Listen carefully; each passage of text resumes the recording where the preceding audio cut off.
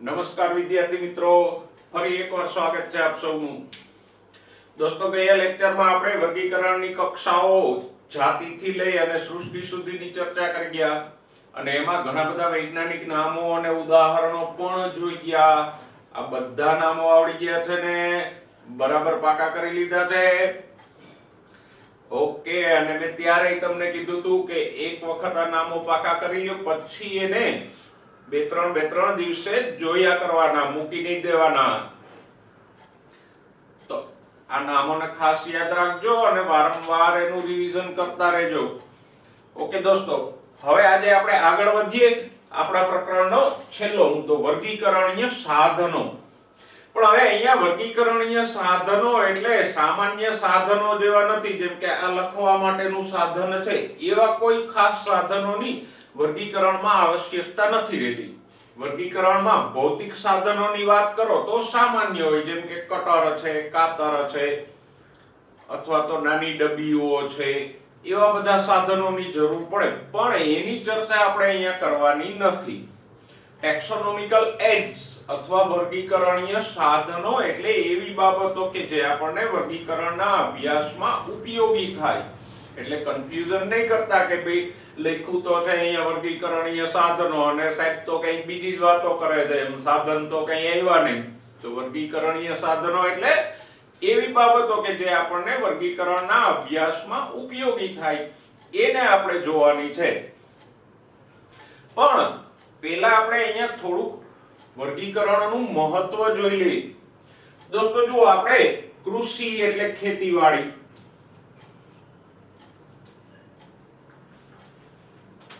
પછી વન વિદ્યા એટલે ફોરેસ્ટ્રી, ઉદ્યોગો,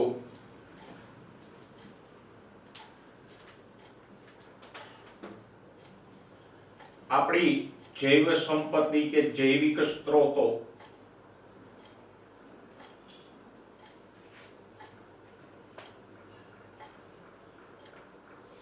આ બધા ક્ષેત્રોમાં જુદી જુદી વનસ્પતિઓનો ઉપયોગ કરતા જોઈએ. જેમ કે કૃષિ ક્ષેત્રે આપણે અલગ અલગ વનસ્પતિઓ અને પાકોનો ઉપયોગ કરીએ, પાકોની નવી નવી જાતિઓ અને જાતો વિકસાવતા હોઈએ. એવી જ રીતે વન વિદ્યામાં પણ અલગ અલગ વનસ્પતિઓ ઉગાડીએ, નર્સરીઓ બનાવીએ, વૃક્ષારોપણ કરીએ. તો ઉદ્યોગોમાં પણ નવી અલગ અલગ જાતિઓનો ઉપયોગ થાય. જેમ કે જુદી જુદી આયુર્વેદિક ફાર્મસીઓ છે, તો એ વનસ્પતિઓમાંથી દવાઓ બનાવતી હોય. આપણા જૈવિક સ્ત્રોતો અને જૈવ વિવિધતાની જાણકારી પણ આપણે રાખતા હોઈએ. પણ આ બધી બાબતોમાં વનસ્પતિઓનો ઉપયોગ કે પ્રાણીઓનો ઉપયોગ ક્યારે શક્ય બને? તો કે એના માટે જરૂરી છે સજીવોની ઓળખ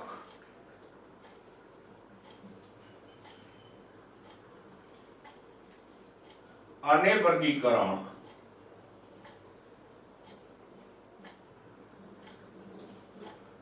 તો જો આપણને સજીવોની ઓળખ હોય, એનું સચોટ વર્ગીકરણ આપણે જાણતા હોઈએ, તો કોઈ પણ ક્ષેત્રમાં આપણે સજીવોનો ઉપયોગ કરી શકીએ. જો ઓળખતા જ ના હોઈએ તો, દાખલા તરીકે હું એમ કહું કે અરડુસીના પાનનો ઉકાળો છે એ ઉધરસમાં કે કફમાં અસરકારક છે. ઉધરસ થઈ હોય તો અરડુસીના પાનનો ઉકાળો પીઓ. પણ હવે અરડુસીને જ આપણે ના ઓળખતા હોઈએ તો પછી ઉકાળો કરવાની કે પીવાનો કઈ સવાલ આવે જ નહીં. તો આમ કોઈ પણ ક્ષેત્રમાં આપણે સજીવોનો ઉપયોગ કરીએ તો એના માટે શું જરૂરી છે? પહેલા તો સજીવોની ઓળખ અને એના વર્ગીકરણનો અભ્યાસ જરૂરી છે. તો કોઈ પણ ક્ષેત્રમાં વર્ગીકરણ કે સજીવોનો ઉપયોગ થઈ શકે. આમ વર્ગીકરણ છે કૃષિ, વન વિદ્યા, ઉદ્યોગો અને જૈવિક સ્ત્રોતોની જાણકારી માટે મહત્વનું છે. ઓકે, હવે વર્ગીકરણનો અભ્યાસ આપણે બે રીતે કરી શકીએ. એક પાસું એનું છે ક્ષેત્ર અભ્યાસ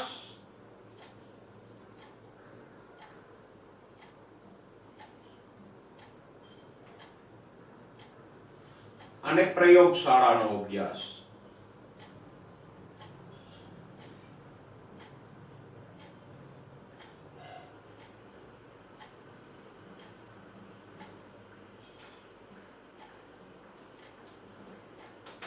ક્ષેત્ર અભ્યાસ એટલે તો કે તમે જુદા જુદા વિસ્તારોની મુલાકાત લ્યો.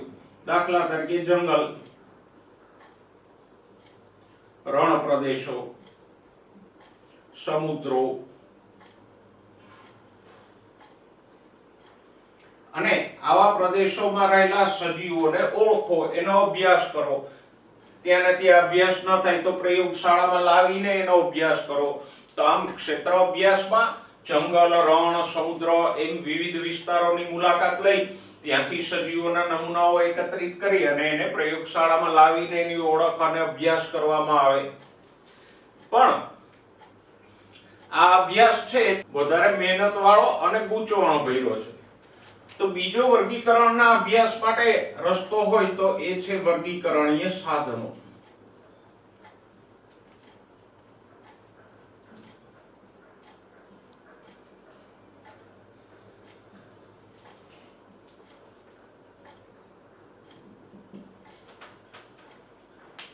દોસ્તો, વર્ગીકરણીય સાધનો એટલે એવા સ્થાનો કે જ્યાં સજીવોના નમૂનાઓનો સંગ્રહ કરેલો હોય.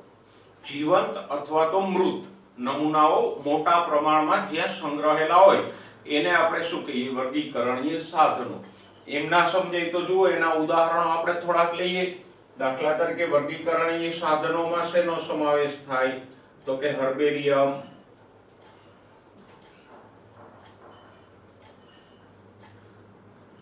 વનસ્પતિ ઉદ્યાનો,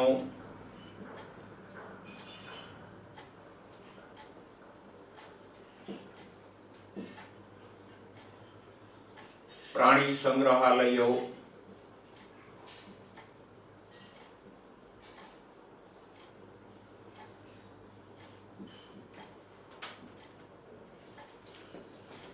બાયોલોજીકલ મ્યુઝિયમ અને વર્ગીકરણીય સાહિત્ય અથવા તો પુસ્તકો.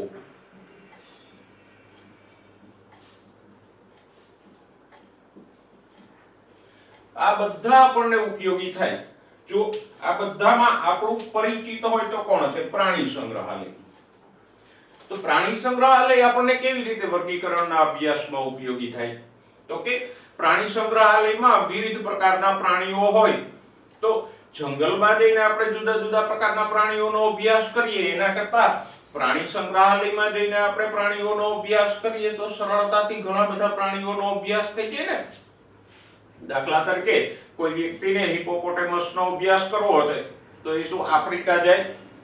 કોઈ વ્યક્તિને ચાના છોડનો અભ્યાસ કરવો છે તો દાર્જિલિંગ જવું. આમ તો પૃથ્વીની પ્રદક્ષિણા કર્યા કરીએ તો પાર જ ન આવે, કેટલો બધો સમય ને ખર્ચ થાય. પણ એને બદલે આપણે હર્બેરિયમ, વનસ્પતિ ઉદ્યાનો, પ્રાણી સંગ્રહાલયો, મ્યુઝિયમ અથવા તો પુસ્તકોની મદદ લઈએ તો સરળતાથી ઘણા બધા સજીવોનો અભ્યાસ થઈ જાય. તો આમ આપણે જોયું કે કૃષિ, વનવિદ્યા, ઉદ્યોગો, જૈવિક સ્ત્રોતો અને જૈવ વિવિધતાની જાણકારી માટે વર્ગીકરણનો અભ્યાસ જરૂરી છે.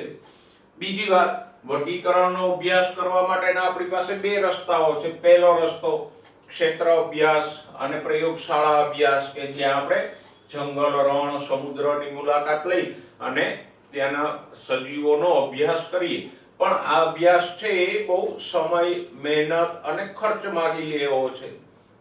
તો વર્ગીકરણના અભ્યાસ માટેનો બીજો સરળ રસ્તો કયો છે? તો કે વર્ગીકરણીય સાધનો એટલે હર્બેરિયમ, વનસ્પતિ ઉદ્યાનો, પ્રાણી સંગ્રહાલયો, મ્યુઝિયમોની મુલાકાત લ્યો, ત્યાંના સજીવોનો અભ્યાસ કરો અને વર્ગીકરણ સંબંધિત જે સાહિત્ય કે પુસ્તકો છે એનો ઉપયોગ કરો.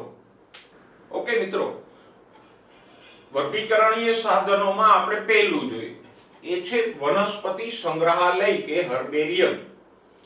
કોને કહેવાય?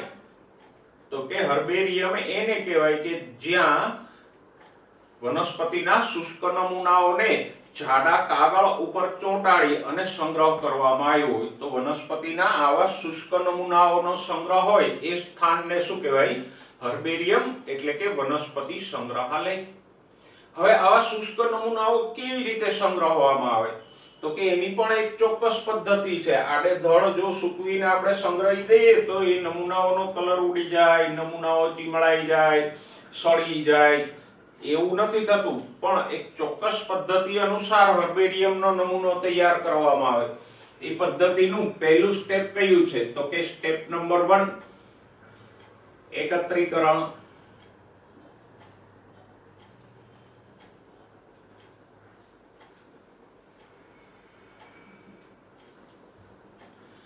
કોઈ વિશિષ્ટતાવાળી વનસ્પતિઓના નમૂનાઓ એકત્રિત કરવામાં આવે અને આવા મોટા હર્બેરિયમ્સ હોય ત્યાં તો અલગ અલગ સંશોધકો અને વિદ્યાર્થીઓ આવતા હોય જે વિવિધ વિસ્તારોની મુલાકાતે જાય તો આવા નમૂનાઓ એકત્રિત કરીને લાવતા હોય.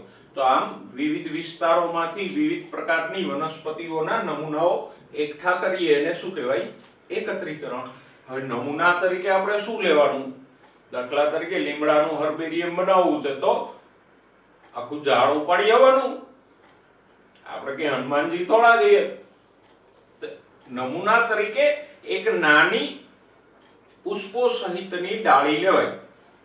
પછી જરૂર પડે તો એનું ફળ કે એ બધું એમાં લેવામાં આવે. પણ નમૂના તરીકે એક નાનકડી ડાળી લેવાય કે જેમાં થોડાક પર્ણો હોય અને પુષ્પો હોય. તો આવી પુષ્પ સહિતની ડાળી આપણે નમૂના તરીકે લઈશું અને આમ નમૂના ભેગા કરીએ એને જ શું કહેવાય? એકત્રીકરણ. પછી બીજું સ્ટેપ છે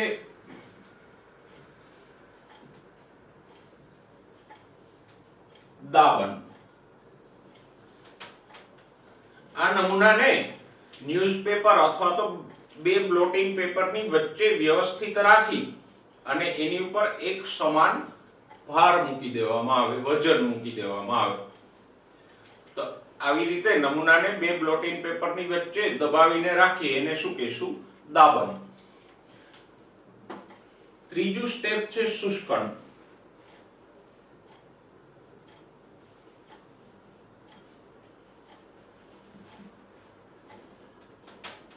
શુષ્કણ એટલે સૂકવવું.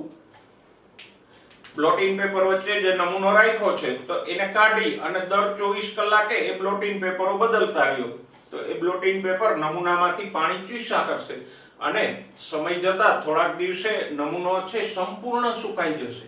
પણ આવી રીતે એને દબાવીને સૂકવો એનાથી બે ફાયદા થાય. પહેલો ફાયદો એ થાય કે નમૂનો છે એનો શેપ આકાર બરાબર રહે, એના પર્ણો પુષ્પો એ ચીમળાઈ નહીં જાય.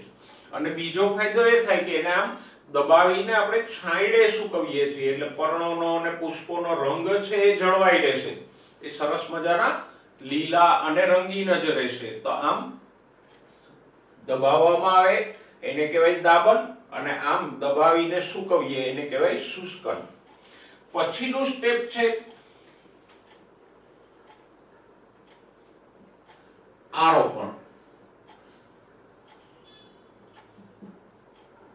આરોપણ એટલે તો કે આવા નમૂનાને જાડા કાગળના પૂંઠા ઉપર ચોંટાડવાનો. જે આપણી સામાન્ય ડ્રોઈંગ શીટ હોય એવા જાડા કાગળના પૂંઠા ઉપર ચોંટાડવાનો. પણ કાગળ આપણે ગમે એવડો નથી લેતા. યાદ રાખજો આ પૂંઠું કેવડી સાઈઝનું લેવાનું તો કે 29 સેન્ટીમીટર બાય 42 સેન્ટીમીટર ના કદના પૂંઠા ઉપર આપણે આ નમૂનાને ચોંટાડવાનો છે. કાગળ ઉપર દોરાના ટાંકા લઈને કે સેલો ટેપ વડે આપણે સામાન્ય નમૂનાને ચોંટાડતા હોઈએ. ગુંદરથી કે ફેવિકોલથી ચોંટાડવાનું પ્રિફર એટલે નથી કરતા કે કોઈ બીજી વ્યક્તિને નમૂનાનો અભ્યાસ કરવો હોય તો એ આ હર્બેરિયમ પત્ર ઉપરથી નમૂનાને ઉખાડીને જોઈ શકે. એટલે ટેપ કે દોરાના ટાંકા વડે નમૂનાઓને ચોંટાડવું એ વધારે ઉચિત છે. અને હર્બેરિયમ પત્રની સાઈઝ કેવડી હોય? 29 સેન્ટીમીટર પહોળું અને 42 સેન્ટીમીટર લાંબુ. ઓકે. પછીનો છે તબક્કો છે નામ નિદર્શન. જો દોસ્તો હર્બેરિયમ પત્રમાં સામાન્ય રીતે જમણી બાજુના નીચેના ખૂણા ઉપર એક છાપેલું સ્ટીકર હોય, એમાં નમૂના વિશેની માહિતી ભરવાની હોય અને આ માહિતી ભરીએ એને શું કહેશું? નામ નિદર્શન. જો નામ નિદર્શનમાં કઈ કઈ બાબતોનો સમાવેશ થાય તો કે વનસ્પતિનું વૈજ્ઞાનિક નામ, વનસ્પતિનું કુળ, એનું સામાન્ય કે પ્રાદેશિક નામ, એના પછી નમૂનો એકત્રિત કરનારનું નામ, એકત્રિત કર્યાનું સ્થળ કે નમૂનો ક્યાંથી લેવામાં આવ્યો છે, અને એનો ઉપયોગ હોય તો એ, અને એકત્રીકરણની તારીખ. તો આમ હર્બેરિયમ ઉપર કઈ કઈ બાબતોનો સમાવેશ થાય નામ નિદર્શનમાં તો કે વનસ્પતિનું વૈજ્ઞાનિક નામ, એના કુળનું નામ, એકત્રિત કરનારનું નામ, એકત્રિત કરેલ તારીખ, એકત્રિત કર્યાનું સ્થળ અને ઉપયોગ હોય તો એ લખવામાં આવે. એના પછીનું સ્ટેપ છે પરિરક્ષણ.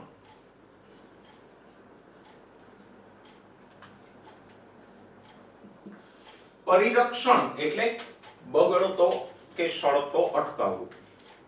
આવા નમૂનાઓ છે એને કોઈ ટૂંકા સમય માટે આપણે નથી તૈયાર કરતા, એ તો લાંબા સમય માટે, વર્ષો સુધી સાચવવા માટે આવા હર્બેરિયમના નમૂનાઓ તૈયાર કરાય. તો પછી એને સાચવવા માટે આપણે કઈક તકેદારીઓ લેવી જોઈએ ને, એને જ કહેવાય પરિરક્ષણ. તો એના માટે કીટકો કે ફૂગથી રક્ષણ આપવા માટે HgCl2 મર્ક્યુરી ક્લોરાઇડ જેવા ઝેરી પદાર્થોનો નમૂના ઉપર છંટકાવ કરવામાં આવે. એ ઉપરાંત આવા નમૂનાઓ વાળા કબાટમાં નેપ્થેલિનની ગોળીઓ કે ફ્યુમિગેશન એટલે ઝેરી ધુમાડો પણ સમયાંતરે કરતો રહેવામાં આવે, જેથી કરીને એમાં કીટકો કે ફૂગ ન લાગે. અને છેલ્લું સ્ટેપ છે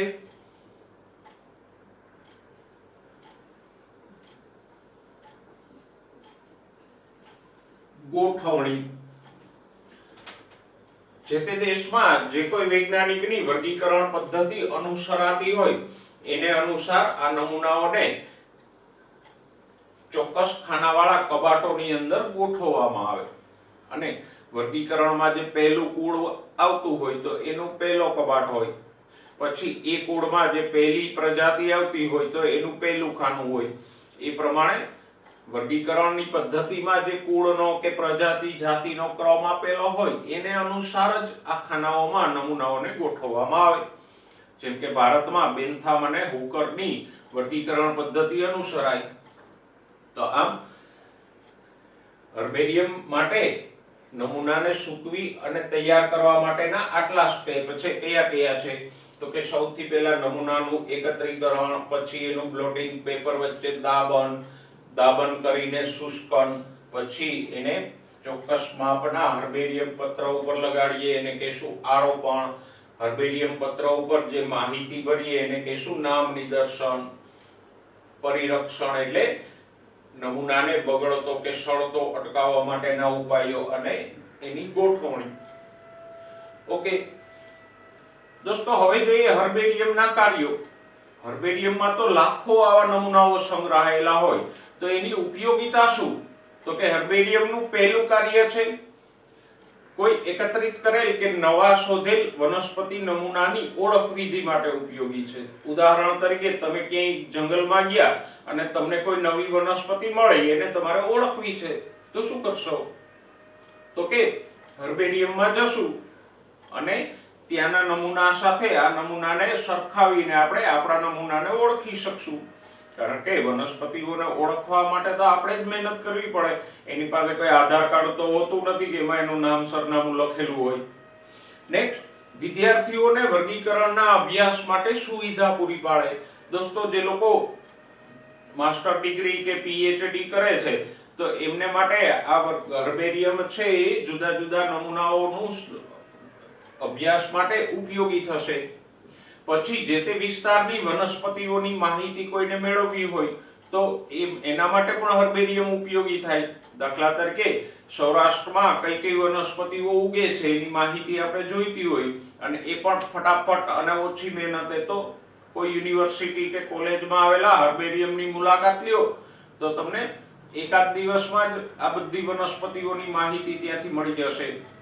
અને ફ્લોરા કે ઓળખ ચાવી તૈયાર કરવામાં ઉપયોગી થાય. ફ્લોરા અને ઓળખ ચાવી શું છે એ હમણાં આપણે જોઈએ.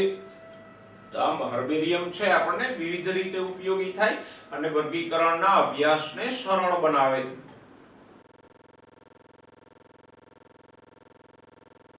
ઓકે દોસ્તો, હવે વર્ગીકરણીય સાધનોમાં નંબર 2 વનસ્પતિ ઉદ્યાનો, બોટનિકલ ગાર્ડન્સ. તો સ્વાભાવિક છે, ગાર્ડન્સ એટલે તો બગીચાઓ. પણ આ બગીચાઓ એવા છે જે હરવા ફરવા માટે કે સુંદર દેખાવ માટે બનાવેલા નથી હોતા. બોટનિકલ ગાર્ડન્સનો મુખ્ય હેતુ છે એ વિવિધ પ્રકારની વનસ્પતિઓને અભ્યાસ માટે ઉછેરવાનો હેતુસર છે. તો આમ વનસ્પતિ ઉદ્યાનો એ વિશિષ્ટ પ્રકારના ઉદ્યાનો કે બગીચાઓ છે કે જ્યાં અભ્યાસ, સંશોધન અને માહિતી માટે વનસ્પતિના જીવંત નમૂનાઓ ઉછેરવામાં આવે. જીવંત નમૂનાઓ એટલે વનસ્પતિના છોડ કે વૃક્ષોને ઉછેરવામાં આવે. હર્બેરિયમમાં આપણે જોઈ ગયા કે ત્યાં જીવંત છોડ કે વૃક્ષો નથી હોતા, ત્યાં તો સુકાવેલા મૃત નમૂના હોય છે. ત્યારે વનસ્પતિ ઉદ્યાનોમાં જીવંત છોડ ઉછેરવામાં આવે અને એ પણ અભ્યાસના હેતુ માટે, હરવા ફરવાના હેતુ માટે નહીં. અને અભ્યાસના હેતુ માટે ઉછેરાય માટે જ વનસ્પતિ ઉદ્યાનમાં વનસ્પતિઓની બાજુમાં એનું વૈજ્ઞાનિક નામ, સામાન્ય નામ, કુળ વગેરે નાની એવી માહિતી દર્શાવતી તકતીઓ લગાવેલી હોય. તો વનસ્પતિ ઉદ્યાનોમાં જઈને પણ આપણે જુદા જુદા પ્રકારની અનેક વનસ્પતિઓનો અભ્યાસ કરી શકીએ. અને આ વનસ્પતિ ઉદ્યાનો છે બહુ વિશાળ વિસ્તારમાં ફેલાયેલા હોય અને એમાં ઘણી બધી જાતિઓ ઉગાડેલી હોય. થોડાક પ્રખ્યાત વનસ્પતિ ઉદ્યાનો લઈએ તો જુઓ, રોયલ બોટનિકલ ગાર્ડન કે જે ઇંગ્લેન્ડના ક્યુ નામના શહેરમાં આવેલો છે. તો ત્યાં 80,000 કરતાંય વધારે પ્રજાતિઓના છોડ ઉછેરેલા છે. પછી ભારતનો સૌથી મોટો બોટનિકલ ગાર્ડન હોય તો ઇન્ડિયન બોટનિકલ ગાર્ડન કે જે કલકત્તા પાસેના હાવરામાં આવેલો છે. અને ત્યાં ભારતનું સૌથી મોટું વૃક્ષ ધ ગ્રેટ બાનિયન ટ્રી એટલે કે વડનું વૃક્ષ આવેલું છે. પછી NBRI એટલે કે નેશનલ બોટનિકલ રિસર્ચ ઇન્સ્ટિટ્યૂટ જે લખનૌ ખાતે આવેલો બોટનિકલ ગાર્ડન છે. તો આવા બોટનિકલ ગાર્ડન્સના માં જઈ અને અભ્યાસ કરીએ તો પણ આપણને વનસ્પતિના અનેક નમૂનાઓ મળી રહે અને આપણે અભ્યાસ કરી શકીએ.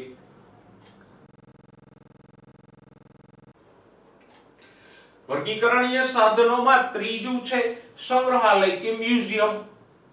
હવે મ્યુઝિયમો તો વિવિધ પ્રકારના હોય પણ આપણે અહીંયા જે મ્યુઝિયમની વાત કરવાની છે એ છે બાયોલોજીકલ મ્યુઝિયમ, જે સામાન્ય રીતે શૈક્ષણિક સંસ્થાઓ એટલે કે કોલેજો, યુનિવર્સિટીઓ કે કોઈ સંશોધન સંસ્થાઓમાં આવેલા હોય.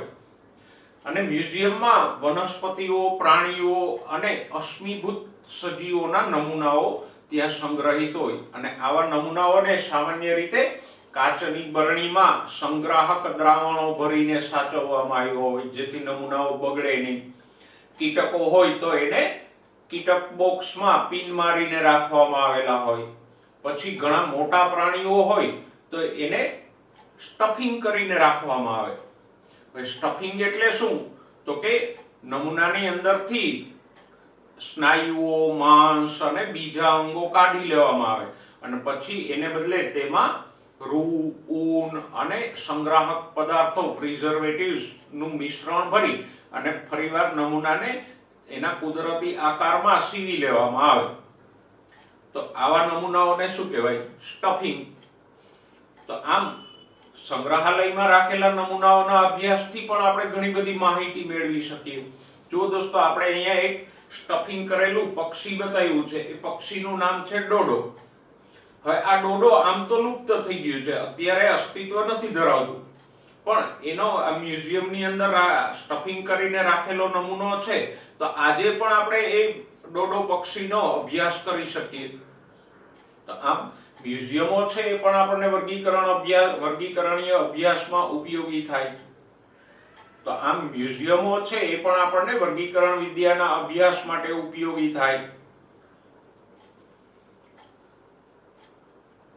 બાળકો, વર્ગીકરણીય સાધનોમાં નંબર 4 હોય તો છે પ્રાણી ઉદ્યાનો કે પ્રાણી સંગ્રહાલયો. એ આપણું પરિચિત સ્થળ છે. આપણામાંના દરેકે ક્યારેક ને ક્યારેક પ્રાણી સંગ્રહાલયની મુલાકાતો લીધી છે. આ ભલે મુલાકાતો આપણે ખાલી મનોરંજન માટે લીધી હોય, પણ પ્રાણી ઉદ્યાનો છે એ પણ આપણને વિવિધ પ્રકારના પ્રાણીના અભ્યાસ માટેની તકો પૂરી પાડે જ છે. જો ત્યાં જઈને જે સંશોધકો હોય એ પ્રાણીઓની ખોરાકી આદતો, એટલે કે શું ખોરાક લે છે, કેટલો ખોરાક લે છે, પ્રાણીઓની વર્તણૂક, પ્રાણીઓના અનુકૂલનો, પોષણ, ઉદ્વિકાસ, પરિસ્થિતિ વિદ્યા, એ બધી બાબતોનો અભ્યાસ કરી શકે. એ સિવાય પ્રાણી ઉદ્યાનમાં નિશાચર ઘર, એટલે કે રાત્રે નીકળતા પ્રાણીઓ, મગર પાર્ક, કીટક ઘર, માછલી ઘર, મ્યુઝિયમ અને ઘણીવાર પુસ્તકાલયો પણ હોય. તો આમ પ્રાણી ઉદ્યાનોમાં પણ આપણે પ્રાણીઓ વિશેની ઘણી બધી માહિતીનો અભ્યાસ કરી શકીએ. ઓકે, એક શબ્દ યાદ રાખજો દોસ્તો, પ્રાણી ઉદ્યાનો છે એની દેખરેખ અને એનું મોનિટરિંગ કરતી સંસ્થા કઈ છે? તો કે સેન્ટ્રલ ઝૂ ઓથોરિટી. એ કેન્દ્ર સરકારની સંસ્થા છે જે પ્રાણી ઉદ્યોગોનું નિયમન અને નિયંત્રણ કરવું, નવા પ્રાણી ઉદ્યાનોના ની મંજૂરી વગેરે બાબતો સાથે સંકળાયેલી છે. ઓકે, સામાન્ય રીતે આપણે પ્રાણી ઉદ્યાનમાં જઈએ તો આપણે જુદા જુદા પ્રાણીઓને જોઈ અને એક મનોરંજનના હેતુથી આપણે મુલાકાત કરતા હોઈએ, પણ પ્રાણી ઉદ્યાનો છે એનાથી વિશેષ ઘણી બધી સુવિધાઓ આપે છે, જેમ કે નવસ્થાન સંરક્ષણ. જંગલમાં કોઈ સજીવોની સંખ્યા એકદમ ઘટી ગઈ હોય તો પ્રાણી ઉદ્યાનમાં આવા પ્રાણીઓને રાખીને ત્યાં એના બચ્ચાઓ પેદા કરવામાં આવે અને એની સંખ્યા વધારવામાં આવે. જેમ કે આપણું સરસ મજાનું જૂનાગઢનું પ્રાણી ઉદ્યાન છે સકરબાગ, તો ત્યાં આવું સિંહનું સંરક્ષણ અને સંવર્ધન કરવામાં આવે. પછી નાશપ્રાય પ્રાણીઓને ત્યાં લાવી અને એની સંખ્યા વધારવામાં આવે. એનાથી આગળ ઘાયલ કે બીમાર પ્રાણીઓની સારવાર માટે પણ ત્યાં સુવિધાઓ હોય. પછી પ્રાણી ઉદ્યાન છે એ વન્યજીવો પ્રત્યે સામાન્ય લોકોમાં પ્રેમ, સ્નેહ અને સમજ વધારાય એવા પ્રયત્નો પણ કરતી હોય. દાખલા તરીકે પ્રાણી ઉદ્યાન છે તો એ સાપ પકડવાની તાલીમ આપે, અને આવા તાલીમ પામેલા લોકો છે પછી ક્યાંય સાપ નીકળો હોય તો એને સુરક્ષિત પકડી અને કોઈ યોગ્ય જગ્યાએ મૂકી આવે, જેથી કરીને લોકો સાપને મારી ન નાખે. તો આમ વન્યજીવો પ્રત્યે આવી લોકોમાં સમજ અને સંરક્ષણની ભાવના કેળવવા માટેના પ્રયત્નો પણ કરતું હોય. એનાથી આગળ પર્યાવરણીય પ્રવાસન છે, ઇકો ટુરિઝમ, એ પણ એક મોટું ક્ષેત્ર છે. જો આપણે પ્રાણી ઉદ્યાનોથી લઈ અને સફારી પાર્ક સુધીની મુલાકાતો લઈએ, ત્યાં જુદા જુદા સજીવોને જોઈએ અને એનો આનંદ લઈએ, તો આવી મુલાકાતોને શું કહેવાય? ઇકો ટુરિઝમ કે પર્યાવરણીય પ્રવાસ. ઓકે, હવે થોડાક પ્રખ્યાત પ્રાણી ઉદ્યાનોની વાત કરી લઈએ મિત્રો. તો ન્યૂ દિલ્હીનું રાષ્ટ્રીય પ્રાણી ઉદ્યાન, જૂનાગઢનું સકરબાગ પ્રાણી સંગ્રહાલય, રાણી જીજામાતા ઉદયન ઉદ્યાન મુંબઈ, ઇન્દ્રોળા પાર્ક પ્રાણી ઉદ્યાન ગાંધીનગર, હિમાલયન પ્રાણી ઉદ્યાન ગંગટોક, નેહરુ પ્રાણી ઉદ્યાન હૈદરાબાદ. તો એ ભારતના મુખ્ય પ્રાણી ઉદ્યાનો છે. ઓકે બાળકો, વર્ગીકરણીય સાધનોમાં 5મા નંબર ઉપર આવે છે વર્ગીકરણીય સાહિત્ય. તમારે ટેક્સ્ટ બુકમાં એને ઓળખ ચાવીના એક જ ટાઇટલ નીચે આપ્યું છે, પણ આપણે આ વર્ગીકરણીય સાહિત્યને અલગ અલગ રીતે જોઈશું. વર્ગીકરણનો અભ્યાસ કરતા હોય તો આપણે ઘણા બધા પુસ્તકો કે સાહિત્યની મદદ પણ લેવી પડે, જેના દ્વારા આપણે સજીવોને ઓળખી શકીએ. તો આવા વર્ગીકરણીય સાહિત્યમાં મુખ્ય કોણ છે? તો કે એમાં નંબર 1 છે વનસ્પતિઓની યાદી અથવા તો ફ્લોરા. પણ અહીંયા કન્ફ્યુઝન નહીં કરતા, એ કોઈ સરળ વનસ્પતિઓની યાદી કે લિસ્ટ નથી. ફ્લોરા છે એ મોટા ગ્રંથો હોય કે જેમાં કોઈ ચોક્કસ પ્રદેશની વનસ્પતિઓનું વૈજ્ઞાનિક ઢબનું વર્ણન અને ઓળખ હોય. દાખલા તરીકે જો ફ્લોરા ઓફ સૌરાષ્ટ્ર, તો એમાં સૌરાષ્ટ્રમાં થતી વનસ્પતિઓનું વૈજ્ઞાનિક ઢબનું વર્ણન હોય. એવી જ રીતે flora of the presidency of Bombay, તો એમાં મુંબઈ પ્રાંતની વનસ્પતિઓનું વર્ણન હોય. તો આમ ફ્લોરાઓ છે એ એવા ગ્રંથો છે કે જેમાં કોઈ ચોક્કસ પ્રદેશની વનસ્પતિઓનું વૈજ્ઞાનિક ઢબનું વર્ણન અને વૈજ્ઞાનિક નામો અને બીજી માહિતી આપેલી હોય. નેક્સ્ટ છે મેન્યુઅલ્સ એટલે પરિચય પુસ્તિકાઓ. તો એ નાની નાની પુસ્તિકાઓ હોય કે જે કોઈ વિસ્તારની પરિચિત અને ઉપયોગી વનસ્પતિઓ કે પ્રાણીઓની માહિતી આપતી હોય. જેમ કે આપણે જાણીએ છીએ ઘણી પુસ્તિકાઓ હોય કે આપણા ઔષધો અથવા તો આપણા પક્ષીઓ, તો એમાં આપણી આસપાસ થતા પક્ષીઓ કે ઔષધી વનસ્પતિઓની સામાન્ય માહિતી હોય. એના પછીનું પુસ્તક છે લઘુ પુસ્તિકાઓ કે મોનોગ્રાફ. તો આ પણ એક ગુજરાતી શબ્દ છે, આપણને કન્ફ્યુઝ કરે. લઘુ પુસ્તિકાઓ છે એ કઈ લઘુ કે નાની જો એવી જરૂરી નથી. મોનોગ્રાફ્સ એટલે તો કે મોનોગ્રાફ્સ એવા પુસ્તકો છે કે જે કોઈ ચોક્કસ વર્ગકો ઉપર લખાયેલા હોય, મતલબ કે કોઈ ચોક્કસ પ્રકારના સજીવો ઉપર લખાયેલા હોય. દાખલા તરીકે જો ધ બોમ્બે ગ્રાસીસ, તો એ મુંબઈ પ્રાંતના ફક્ત ઘાસ ઉપર લખાયેલ છે. પછી બર્ડ્સ ઓફ ઇન્ડિયા, તો ફક્ત ભારતના પક્ષીઓની જ માહિતી ધરાવતો ગ્રંથ છે. એવી જ રીતે કોઈ એક પ્રજાતિ કે એક જાતિ ઉપર પણ લખી શકાય. જેમ કે જીનસ મેન્જીફેરા ઇન ઇન્ડિયા, એટલે કે ભારતમાં આંબાની વેરાયટીઓ ઉપર આપણે લખીએ તો એને કહેશું મોનોગ્રાફ. તો આમ કોઈ એક જ જાતિ, એક જ પ્રજાતિ કે એક જ વર્ગના સજીવોનું વર્ણન ધરાવતું પુસ્તક હોય તો એને શું કહેશું? મોનોગ્રાફ કે લઘુ પુસ્તિકાઓ. પછી છે કેટલોગ્સ, પદ્ધતિસરની સૂચિઓ. તો કેટલોગ્સ છે એ કોઈ વિસ્તારના સજીવોની યાદી કે ટૂંકી માહિતી પૂરી પાડે. ઉદાહરણ તરીકે જુઓ, જે કૃષ્ણ ઇન્દ્રજીનો એક સરસ મજાનું પુસ્તક છે કચ્છ સ્વસ્થાનની વનસ્પતિઓ અને તેની ઉપયોગિતા. તો એમાં કચ્છ પ્રદેશની ઉપયોગી વનસ્પતિઓની ટૂંકી માહિતી આપેલી છે. એવી જ રીતે સ્નેક્સ ઓફ ઇન્ડિયા, તો એમાં ભારતના સાપોની ટૂંકી માહિતી આપેલી હોય. તો આવી જે પુસ્તિકાઓ છે એને આપણે કહીશું કેટલોગ્સ કે પદ્ધતિસરની સૂચિઓ.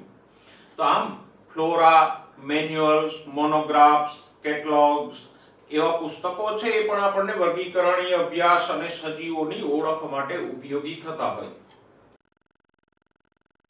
દોસ્તો, આપણો છેલ્લો મુદ્દો લઈએ, ઓળખ ચાવીઓ, આઈડેન્ટિફિકેશન કીઝ. હવે આ ઓળખ ચાવીઓ એવી છે કે જેનાથી તમે કોઈ અજાણ્યા સજીવની ઓળખનું તાળું ખોલી શકો. ઓળખ ચાવીઓ છે એ સામાન્ય રીતે ફ્લોરાઓ કે એ બધા પુસ્તકોની અંદર તમને આપેલી હોય. અને ઓળખ ચાવીઓ છે એ યુગ્મકમાં હોય. એમાં તમને યુગ્મક એટલે જોડી અથવા તો કપલેટ સ્વરૂપે વિકલ્પો આપેલા હોય. જો એક ઓળખ ચાવીનો નાનો એવો નમૂનો મેં બનાવ્યો છે તમારી સમજ માટે, એને જોઈએ. સાથે સાથે એક ફોટોગ્રાફ છે વનસ્પતિનો, એના આધારે લક્ષણોને સમજતા જઈએ. ઓકે, જુઓ, ઓળખ ચાવીમાં પહેલું યુગ્મક કયું છે? પહેલી યુગ્મક એટલે જોડી. પહેલી જોડી કઈ છે? પુષ્પો ગેરહાજર અને એનું યુગ્મક છે પુષ્પો હાજર. તો જુઓ આપણો નમૂનો, એમાં પુષ્પો હાજર છે. તો આપણને આ યુગ્મકમાંથી કયો વિકલ્પ લાગુ પડશે? નંબર 1 પુષ્પો હાજર. તો જુઓ શેમાં આવશે? તો કે પુષ્પો હાજર હોય તો એ આવશે વિભાગ સપુષ્પીમાં. પછી આગળ જાઓ તો બીજું યુગ્મક આપ્યું છે નંબર 2. નંબર 2 બીજ ખુલ્લા, તો અનાવૃત બીજધારી. બીજ બીજાશય વડે આવૃત, તો આવૃત બીજધારી. તો આપેલો નમૂનો છે એ આવૃત બીજધારીનો છે. તો પછી આવૃત બીજધારીમાં જશું. તો આવૃત બીજધારીમાં પણ તમને બે વિકલ્પ આપેલા છે નંબર 3 કરીને. જો પહેલું, બીજમાં બે બીજપત્રો અને પર્ણમાં શિરા વિન્યાસ જાલાકાર, એટલે કે પર્ણમાં જે શિરાઓ હોય એ જાળી સ્વરૂપે ગોઠવાયેલી હોય. અને એનો બીજો વિકલ્પ છે બીજમાં એક જ બીજપત્ર અને પર્ણમાં શિરા વિન્યાસ સમાંતર. આપણા નમૂનામાં આપણે બીજ નથી જોઈ શકતા પણ પર્ણો જોઈ શકીએ છીએ, અને પર્ણોમાં આપણે જોઈ શકીએ કે શિરાઓની ગોઠવણી કેવી છે? જાલાકાર. તો પછી આપણને પહેલો વિકલ્પ લાગુ પડશે કે બીજમાં બે બીજપત્રો અને શિરાવિન્યાસ જાલાકાર, તો વર્ગ દ્વિદળી થશે. દ્વિદળીમાં આપણને 3 વિકલ્પો આપ્યા છે. પુષ્પોમાં દલપત્રો એટલે પાંખડીઓ, મુક્ત છૂટી છૂટી, તો મુક્ત દલા. પુષ્પમાં દલપત્રો યુક્ત એટલે કે પરસ્પર જોડાયેલી, તો યુક્ત દલા. અને પુષ્પમાં દલપત્રોનો અભાવ, તો અદલા. જુઓ નમૂનામાં દલપત્રો એટલે કે પાંખડીઓ છે એ દરેક પુષ્પમાં છૂટી છૂટી છે, તો પછી શું આવશે? ઉપવર્ગ મુક્ત દલા. તો હવે ફરી એકવાર જોઈ જુઓ, લક્ષણો ઉપર, ચાવીઓ ઉપરથી આપણે કહી શકીએ કે આપણો નમૂનો છે એ શેમાં આવશે? તો કે ઉપસૃષ્ટિ સપુષ્પી, સપુષ્પીનો વિભાગ આવૃત બીજધારી, એનો વર્ગ દ્વિદળી અને ઉપવર્ગ મુક્ત દલામાં સમાવેશ થશે. અને હજી આવી જ આગળ ચાવીઓનો રેફરન્સ લઈને તમે નમૂનાની પ્રજાતિ, જાતિ એ પણ શોધી શકો. પણ ખાસ ધ્યાનમાં રાખજો, ચાવીઓ છે એ કેવી હોય? તો કે ચાવીઓમાં યુગ્મક એટલે જોડી હોય. જેમ કે પુષ્પો ગેરહાજર અને પુષ્પો હાજર, એક વિકલ્પોની જોડ થઈ. એવી જ રીતે બીજ ખુલ્લા અને બીજ બીજાશય વડે આવૃત, તો એ વિકલ્પોની બીજી જોડી થઈ. તો ચાવીઓમાં આમ યુગ્મક આપેલા હોય, પણ યુગ્મકમાંથી કોઈ પણ નમૂના માટે એક જ વિકલ્પ સ્વીકાર્ય બનશે. જેમ કે આપણે જે નમૂનાની વાત કરી તો એમાં પુષ્પો હાજર છે એટલે એ વિકલ્પ સ્વીકાર્ય થયો. પુષ્પો ગેરહાજર વાળો વિકલ્પ અસ્વીકાર્ય થયો. તો આમ યુગ્મક પૈકીનો એક જ વિકલ્પ જે તે નમૂના માટે સ્વીકાર્ય હોય અને એના આધારે આપણે એની આગળ ઓળખ કરી શકીએ. અને આવી ચાવીઓને કેવી કહેવાય? વિશ્લેષણાત્મક એટલે કે એનાલિટિકલ ચાવીઓ. તો આવી વર્ગીકરણમાં આપેલી ચાવીઓના ઉપયોગથી પણ આપણે જુદા જુદા નમૂનાઓની ઓળખ કરી શકીએ. ઓકે બાળકો, તો આપણું પ્રકરણ નંબર 1 અહીંયા પૂરું થયું. આવતા વખતે આ પ્રકરણના કેટલાક મહત્વના MCQ સાથે ફરીવાર મળીશું. ત્યાં સુધી સ્વસ્થ રહો, મસ્ત રહો અને ભણવામાં વ્યસ્ત રહો.